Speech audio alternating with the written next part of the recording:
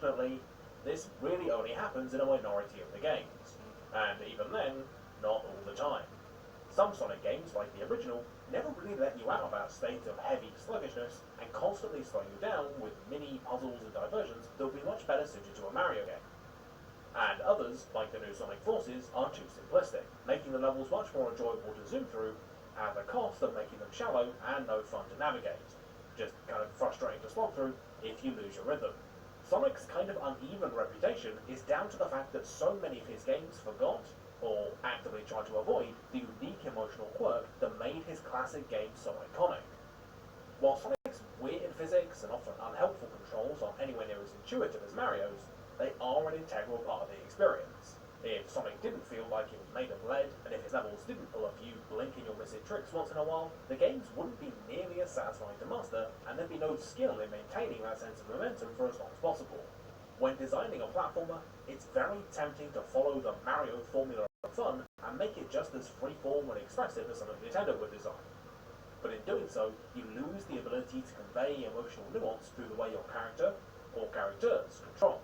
Speaking of platformers that involve playing as a girl who wants to go on a journey up a mountain as an obvious metaphor for personal growth, A Short Hike brilliantly communicates letting go of anxiety and the freedom of being in nature, not through its narrative or level design, but through the way Claire's movement abilities change over time. In A Short Hike, you'll quickly find that Claire's movement abilities seem to have been designed in such a way that makes it quite difficult to actually get around. Your jump is very weak, you walk slowly, and everywhere you go you'll be faced with these big walls and cliffs that are seemingly impossible to scale with your current capabilities. You also have an ability to glide, but with limited opportunities to gain any height, it's not particularly useful. So, what's the appeal of a platformer where your fundamental movement abilities feel so disempowering? Well, that's because they're not disempowering forever. Over time, you'll find these golden feathers, which give you the ability to run, climb, and do double, triple, quadruple, quintuple, you get the picture, jumps. And the more you collect, and the more you explore the island, the more liberating moving around it becomes. And crucially, the more useful your glide becomes.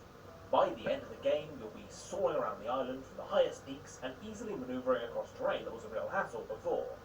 Claire's disappointingly weak early game toolset gradually metamorphoses into one of the most empowering and smooth kits in any platformer ever, brilliantly representing her letting go of the problems that were literally weighing her down. Brothers, A Tale of Two Sons, sees you controlling two kids, one with each side of the controller, and getting your dominant and non-dominant hands that work together at the same time is incredibly difficult, and brilliantly conveys the feeling of two squabbling siblings struggling to cooperate. The big brother is the stronger of the two, and little bro is smaller and can squeeze through tight gaps, and most of the game's puzzles involve using the fiddly control scheme to get the right brother in the right place at the right time. As you slowly learn to master the controls, that fiddliness becomes emblematic of the brothers' interpersonal struggles, before gradually becoming easier and easier as they bond over the course of their adventure, with the younger brother needing help from his sibling when it comes to climbing or conquering his fear of water. A little mechanical quirk that blossomed beautifully towards the end of the game in a moment that everyone who's played Brothers is familiar with, and that I won't spoil. Play it for yourself. All the games I've talked about so far manipulate the player into experiencing negative emotions so that they can learn from the experience or appreciate being happy that much more later. However, games can absolutely still be memorable, compelling, and brilliantly designed without this reversal, and by doubling down on frustration and misery. The best example of this sort of design is in Bennett Foddy's games. You might recognise Getting Over It as the favourite of shouty Let's Play people a few years back, but behind that brutal difficulty is a game that's been deliberately crafted as the antithesis to a lot of modern game design trends, particularly in platformers. In Getting Over It, you play as a man called Diogenes who lives in a pot, and you've got to manoeuvre your way up a mountain using nothing more than a hammer. Yes, a hammer. Getting Over It is intensely frustrating to play. Using the mouse to control the cyclical motion of the hammer swings is incredibly unintuitive, and even getting over the first obstacle takes a while. Where the likes of Tomb Raider or Assassin's Creed make scaling walls an almost effortless cinematic affair, simply getting Diogenes to do what you want him to is a challenge in of itself. All of Bennett Foddy's games, from Quap to Grip to now Getting Over It, are completely uncompromising and offer you basically no help at all, and that means that your victories, as well as your failures, come entirely under your own power. And as a result, in spite of the outwardly hostile design and the objectively awkward genres. The game isn't even particularly fun, because it's not really supposed to be. Getting over it is an exercise in determination, in pushing through an exercise that goes out of its way not to be beaten. If Benefoli himself stepped in and taught you how to do the little pogo stick trick, or how to get up this vertical shaft, or rewarded you with an achievement and a checkpoint if you did, those things would mean much less on a personal level, and your struggle would have been less authentic. Whether it's Celeste's journey of self-discovery, Sonic's iterative mastery, or the battle of wills at the heart of Benefoli's games, negative emotions aren't just a great storytelling tool, but they can also be a great motivator. By putting players under pressure, game designers challenge their audience to learn and change in order to reach their full potential. Without the occasional cheap death, you never develop the sense of awareness that's crucial to beating Dark Souls. And if the aliens in XCOM weren't always stronger and better equipped than you, there'd be no incentive to try and outthink them. By only engaging with one half of the emotional spectrum, we aren't just missing out on half of games, we're making it more difficult to appreciate all of them. Particularly in today's hard times, it's easy to stick to art that feels comfortable and puts us in a familiar frame of mind. Whether that's cozy, easy games, or masochistic, super hard stuff. But in reality, the only way to grow as people is to experience new things that don't just challenge your reflexes or your brain, but your ideas and your beliefs.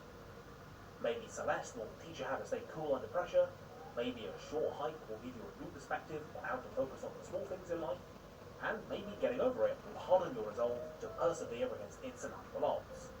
Who knows? One thing is for sure though, if you want to make a game that speaks to players on an emotional level, make it about climbing mountains. Apparently.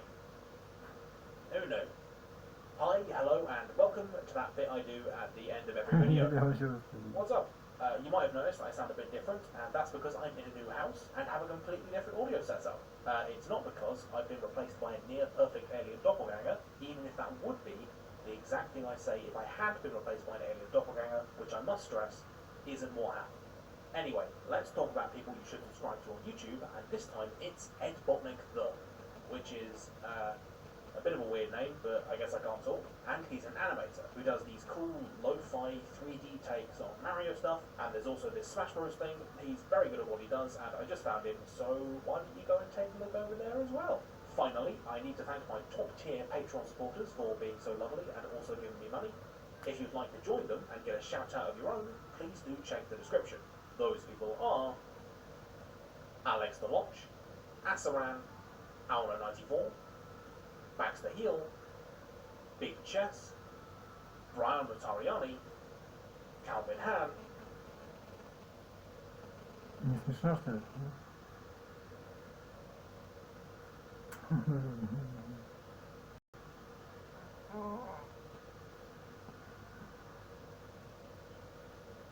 Барофи. Если не победите, тогда что? Берут и берут, что замечательно.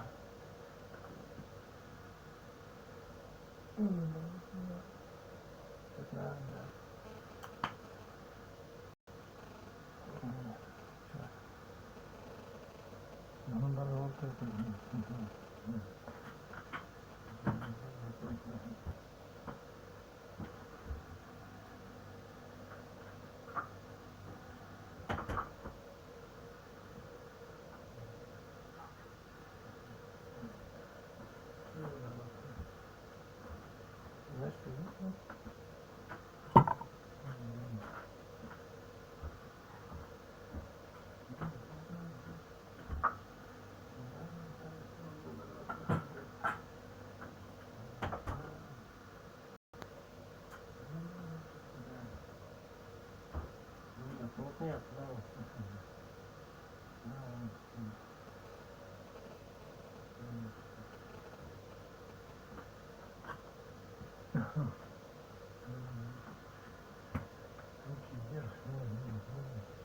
ну нет, наоборот, вот это она имеет в виду. Ну да. Ну нет, наоборот.